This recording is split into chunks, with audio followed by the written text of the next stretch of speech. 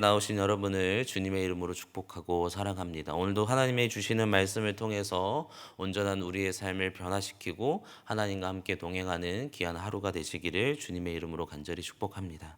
오늘은 함께 부르짖는 소리라는 제목을 가지고 함께 말씀을 나눠보고자 합니다.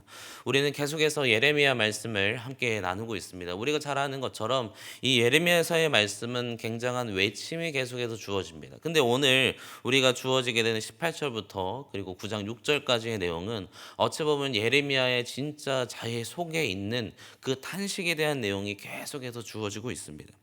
그래서 우리가 19절에 보면 중간에 부르짖는 소리로다라고 얘기하는 것처럼 이 예레미야는 너무나 안타까웠습니다. 그의 백성, 그가 함께하는, 그가 사랑하는 모든 자들이 너무나 범죄함을 통하여서 그의 마음속에 그 마음이 너무나 어려운 모습을 그가 표현하고 있죠. 그래서 18절에 보면 시작이 이렇습니다. 슬프다라고 얘기합니다. 그리고 나의 근심이여 어떻게 위로를 받을 수 있을까?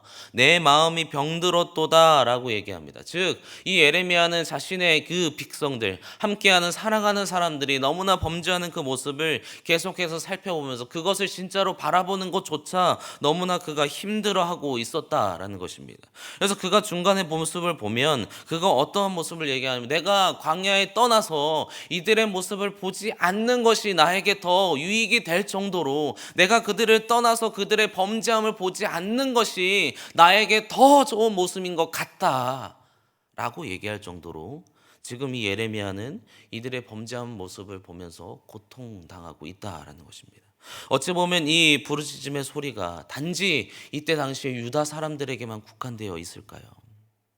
이 우리가 살아가는 이 시대도 마찬가지입니다. 너무나 혼탁하죠. 이 시대에는 하나님을 찾기보다 나의 것을 찾는 시대입니다. 그래서 내가 좋아하는 것 아니면 내가 봤을 때 나의 행복을 위해서라면 하나님보다 더 좋은 것들을 더 선택하는 모습이 우리에게 날마다 나타나죠. 그 모습이 이때 당시에는 유다 사람과 우리가 그렇게 다르지 않습니다. 사실 이 부르짖음과 외침은 우리의 외침이 되겠죠. 강단에서만 선포되는 설교만이 아닙니다. 말씀을 통해서 이 말씀을 통해 너희가 변화돼야 된다라는 하나님의 음성이 오늘 우리에게 들릴 수 있기를 주님의 이름으로 축복합니다. 오늘 예레미야는 자신의 그 모습을 통해서 이렇게 고백하죠. 사실 이 우리가 지금 바라보고 있는 이 어투를 보면 굉장히 부르짖으면서 변화돼야 된다라고 얘기하지만 이 예레미야의 그 속 깊은 내용을 보면 사실 사랑 고백을 하고 있습니다. 유다 사람들에게 내가 너희를 너무나 사랑해. 사랑해서 너희가 제발 돌아오기를 원한다.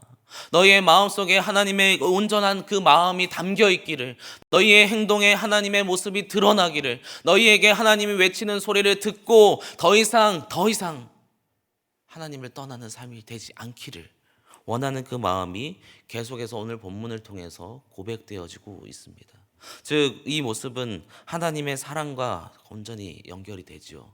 예레미야가 외칠 수 있던 이유는 예레미야는 하나님이 자신을 사랑한다는 것을 알았고 예레미야는 또 그것을 알았습니다. 이 백성, 유다 백성을 하나님이 사랑하신다는 것을 알았습니다. 그래서 그 모습을 계속해서 전달하길 원하는 것이 오늘 이 예레미야의 외침이죠.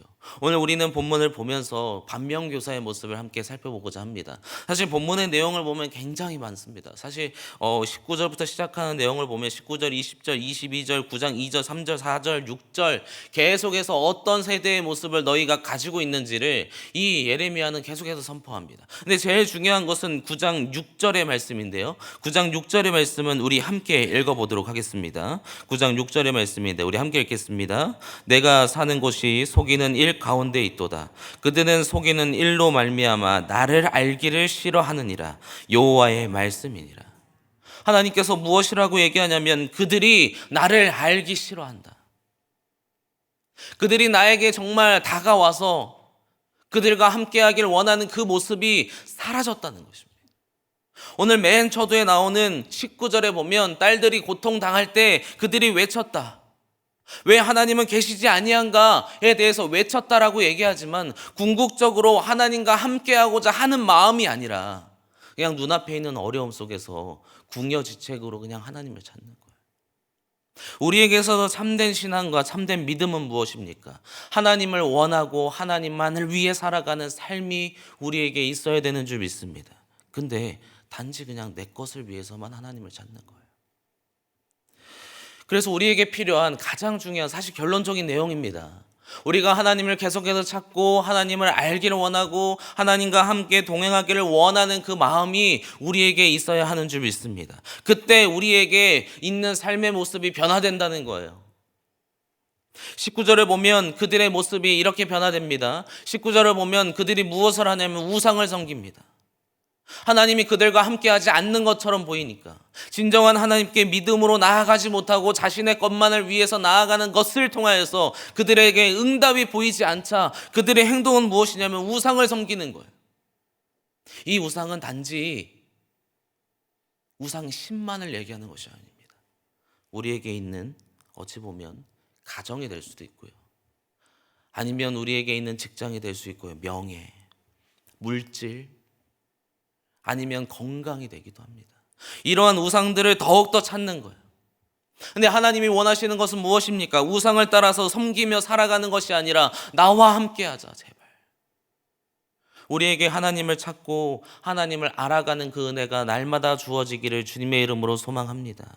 오늘 우리가 이 자리에 나온 이유가 무엇입니까? 하나님을 찾기 위해 이 자리에 나와왔죠. 말씀을 듣고 기도하며 찬양하며 우리의 외침과 하나님과의 그 대화를 통해서 하나님이 원하시는 것이 무엇인지를 날마다 찾을 수 있는 그 은혜가 오늘 우리에게 있어야 합니다.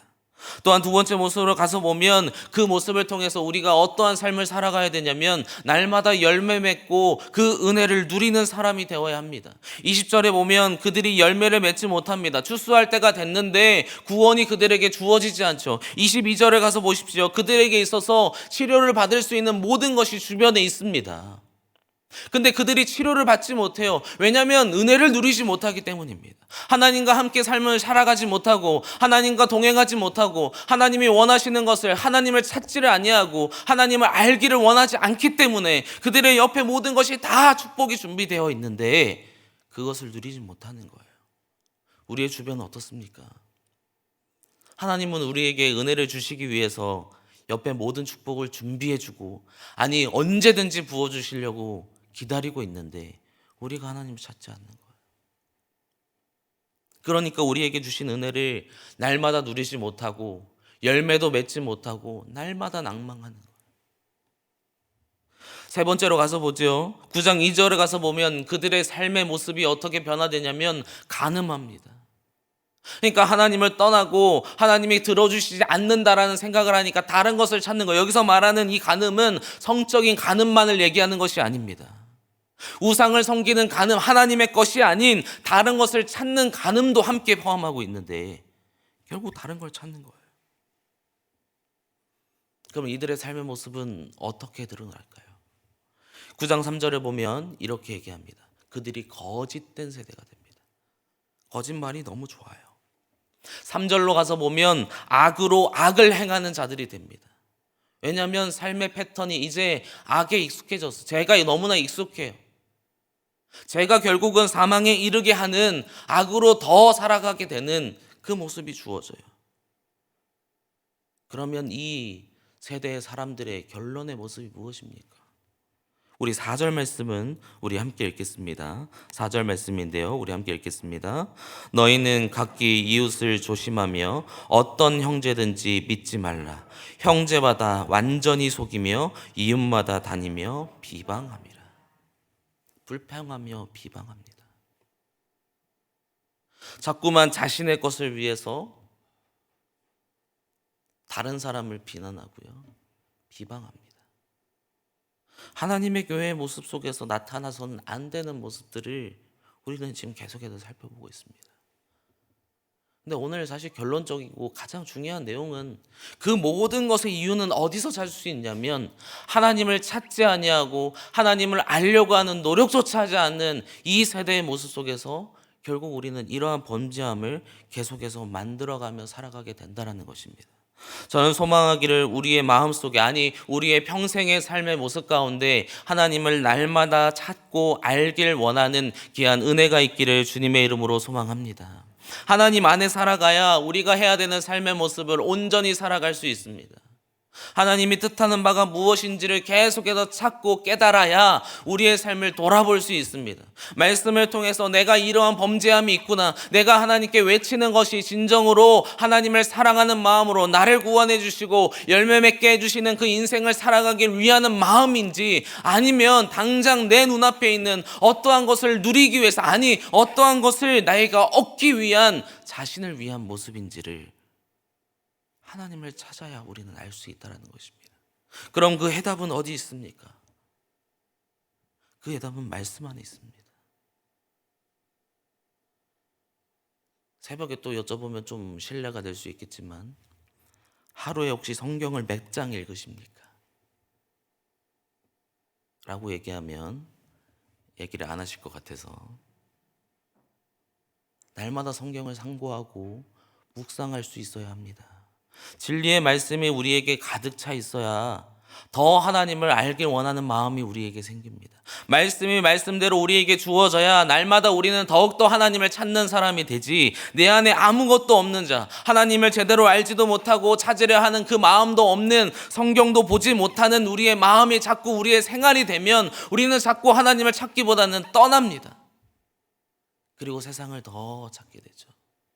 우리 안에 말씀이 가득 차는 것이 아니라 세상에 가득 차면 방금 말씀드렸던 이 변명교사로 삼아야 되는 삶의 모습이 그냥 우리에게 너무나 자연스러운 것이 된다는 거죠. 오늘 말씀은 이렇습니다. 예레미야의 탄식, 예레미야의 부르짖음, 그가 너무나 안타까워서 슬프도소이다 라고 얘기하는 그 이유는 바로 하나님을 찾지 아니하고 말씀대로 살아가지 아니하고 하나님이 뜻이 무엇인지를 분별하지 않는 세대에게 하나님을 날마다 찾고 하나님과 함께 동행하며 하나님의 은혜를 날마다 누리는 삶을 살아가라고 우리에게 말하고 있다라는 것입니다. 그러므로 우리에게 가장 중요한 것은 무엇입니까? 하나님의 말씀으로 우리를 채울 수 있는 은혜가 오늘 우리에게 있기를 주님의 이름으로 소망합니다.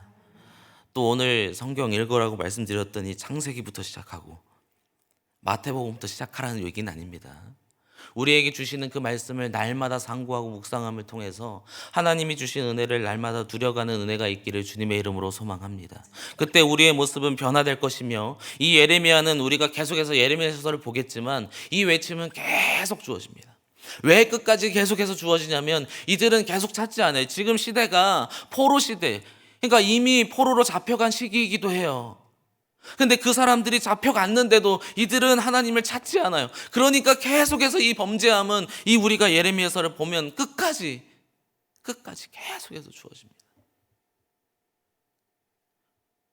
우리에게는 끝까지 이어지는 모습이 하나님을 찾지 않는 인생으로 끝나는 것이 아니라 날마다 하나님을 찾고 끝까지 인내하며 하나님의 말씀으로 날마다 순종함을 통하여서 부르짖는 소리에 응답하는 은혜가 오늘 우리에게 있기를 주님의 이름으로 소망합니다. 그래서 오늘 하루 살아가시면서 하나님의 말씀으로 가득 채우십시오.